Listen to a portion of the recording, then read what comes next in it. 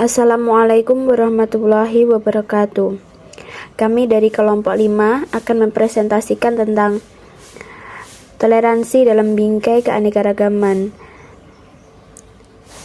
Kelompok 5 beranggotakan saya sendiri Isnanda Puja Divana dengan NIM 21202029 dan Putri Sri Wahyuni 21202017, dan yang terakhir ada Ahmad Burhanuddin Ar-Riza dengan NIM 21202098. Pada poin pertama saya akan menyampaikan tentang pengertian toleransi.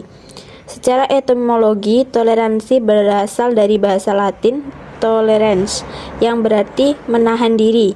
Secara terminologi, toleransi adalah sebuah sikap untuk saling menghargai, menghormati, membiarkan pendapat, pandangan, kepercayaan kepada antar sesama manusia yang bertentangan dengan diri sendiri. Dalam Kamus Besar Bahasa Indonesia atau KBBI dijelaskan arti toleransi yaitu sifat atau sikap toleran. Toleransi juga dimaknai dengan kemampuan setiap orang untuk bersabar dan menahan diri dari hal-hal yang tidak sejalan dengannya. Dan salah satu bentuknya ialah menunjukkan rasa hormat kepada orang lain atau kelompok yang berbeda pendapat, agama, budaya, dan ras. Dan yang kedua ada macam-macam toleransi. Yang pertama ada toleransi dalam kehidupan beragama. Di antaranya diwujudkan dalam bentuk A. Melaksanakan ajaran agama dengan baik. B. Menghormati agama yang diyakini oleh orang lain. C. Tidak memaksakan keyakinan agama kita kepada orang yang berbeda keyakinan. D. Bersikap toleran terhadap keyakinan dan ibadah yang dilaksanakan oleh mereka yang memiliki keyakinan dan agama yang berbeda. E. Tidak memandang rendah dan tidak menyalahkan agama yang berbeda. Nilai-nilai agama yang ditanamkan sejak dini terhadap individu merupakan bagian dari unsur kepribadian yang dapat bertindak sebagai pengendali dalam kehidupan. Karena itu, keyakinan terhadap agama yang menjadi bagian dari kepribadiannya akan mengatur sikap dan perilaku seseorang secara otomatis dari dalam. Ia tidak akan mengambil milik orang lain, melakukan kriminalitas bukan karena tidak ada kesempatan untuk melakukan itu. Akan tetapi ada rasa takut terhadap apa yang sudah diyakini yang senantiasa melihat dan mengikutinya. Yang kedua ada toleransi terhadap keberagaman suku dan ras. Poin pertama, mengembangkan semangat persaudaraan sesama manusia dengan menunjang nilai-nilai kemanusiaan. Poin B, bersikap baik kepada semua orang tanpa memandang perbedaan. Bangsa Indonesia terdiri atas berbagai macam etnis atau suku bangsa dan ras. Perbedaan suku bangsa dan ras hendaknya dipandang bukan sebagai hambatan. Perbedaan suku dan ras hendaknya menjadi sumber kekuatan membangun persatuan dan kesatuan bangsa Indonesia maupun dalam pergaulan antar bangsa di dunia. Perbedaan tidak menjadikan suatu etnis dan ras tertentu lebih tinggi derajatnya dibanding etnis lain. Hal yang membedakan adalah baik atau buruknya sikap dan perilaku seseorang, bukan dari etnis atau suku bangsa dan rasnya. Poin ketiga ada toleransi terhadap keberagaman sosial budaya. Sikap dan semangat kebangsaan merupakan sumber kekuatan dalam mempertahankan keberagaman budaya bangsa. Sikap toleran terhadap keberagaman sosial budaya dapat dilakukan melalui A. Mengetahui keanekaragaman budaya yang dimiliki bangsa Indonesia. B. Mempelajari dan menguasai seni budaya sesuai minat dan bakat. C. Merasa bangga terhadap budaya bangsa sendiri. D. Menyaring budaya asing. Keberagaman dalam kehidupan sosial bukan hanya menyangkut sosial budaya, tetapi juga menyangkut keberagaman sosial, ekonomi maupun politik. Perbedaan kondisi ekonomi maupun politik dalam kehidupan sehari-hari di masyarakat hendaknya tidak menyebabkan perpecahan. Sebaliknya, keberagaman justru menjadi pendorong untuk lebih memperkuat kerukunan, persatuan, dan kesatuan bangsa dalam bingkai Bhinneka Tunggal Ika. Dan jika ada masalah dalam kehidupan bermasyarakat, maka menyelesaikannya dengan musyawarah untuk mencapai mufakat adalah hal bijak yang perlu disadari oleh setiap orang. Kemudian yang berikutnya, pentingnya bertoleransi. Tujuan sikap bertoleransi adalah untuk mencegah terjadinya diskriminasi baik dalam bentuk sosial yang akan menjaga keutuhan persaudaraan tanpa memandang perbedaan. Manfaat toleransi yang pertama untuk menguatkan tali persaudaraan. Melalui toleransi ini, setiap orang tentunya akan menghargai perbedaan budaya yang tersebar di berbagai pulau di Indonesia. Kemudian yang kedua, menumbuhkan dan menguatkan rasa nasionalisme.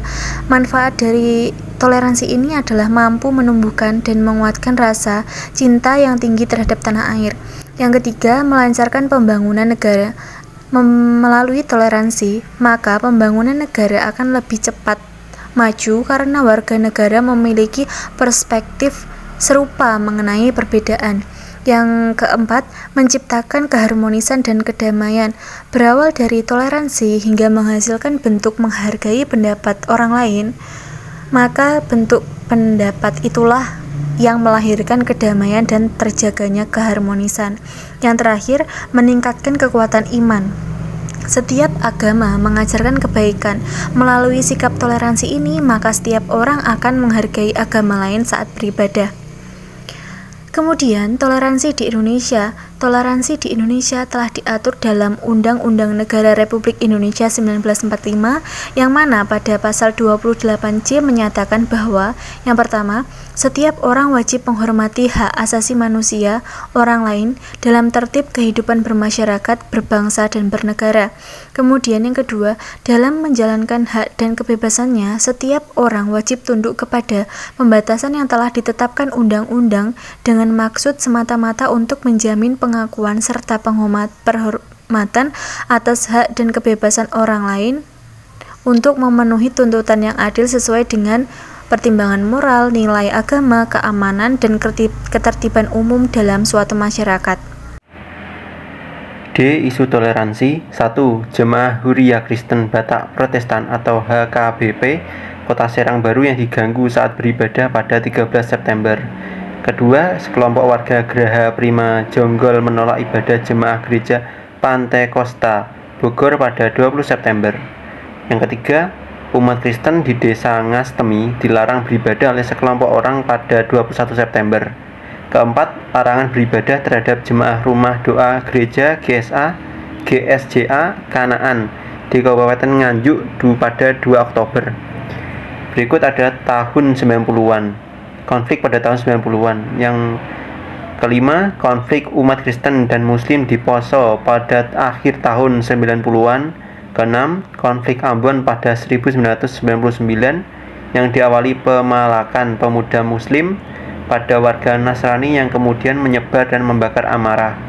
Yang ketujuh, konflik Talikora yang terjadi karena umat gereja Injil Indonesia menyerang umat Islam yang sedang salat Idul Fitri di markas Korem di Talikara dan aparat keamanan tidak berdaya menghadapi masa Gidi. Dan yang terakhir adalah konflik Situbondo pada 1996 akibat warga yang tidak puas atas hukuman yang diberikan kepada seorang penista agama Islam. Berikutnya adalah E. Solusi intoleransi. Yang pertama, dampak negatif intoleransi, yaitu adanya perpecahan bangsa yang terjadi karena konflik sosial dalam kehidupan bermasyarakat, bisa karena ekonomi, status sosial, ras, suku, agama, dan kebudayaan. Kedua, memandang masyarakat dan kebudayaan sendiri lebih baik, sehingga menimbulkan sikap merendahkan kebudayaan lain. Sikap ini mendorong konflik antar kelompok. Ketiga, terjadinya konflik ras antar suku atau agama. Keempat, terjadinya kemunduran suatu bangsa dan negara karena pemerintah sulit membangun kebijakan. Kelima, kurangnya partisipasi masyarakat dalam pembangunan. Dan yang terakhir, menghambat usaha pembangunan dan pemerataan sarana dan prasarana. Berikutnya adalah cara menghindari sikap intoleransi. Yang pertama, tidak memaksakan kehendak diri sendiri kepada orang lain. Kedua, peduli terhadap lingkungan sekitar. Ketiga, tidak mementingkan suatu suku bangsa sendiri atau sikap yang menganggap suku bangsanya lebih baik. Yang keempat, tidak menonjolkan suku, agama, ras, golongan, maupun budaya tertentu. Dan yang terakhir, kelima, tidak menempuh tindakan yang melanggar norma untuk mencapai tujuan. Sekian, terima kasih. Wassalamualaikum warahmatullahi wabarakatuh.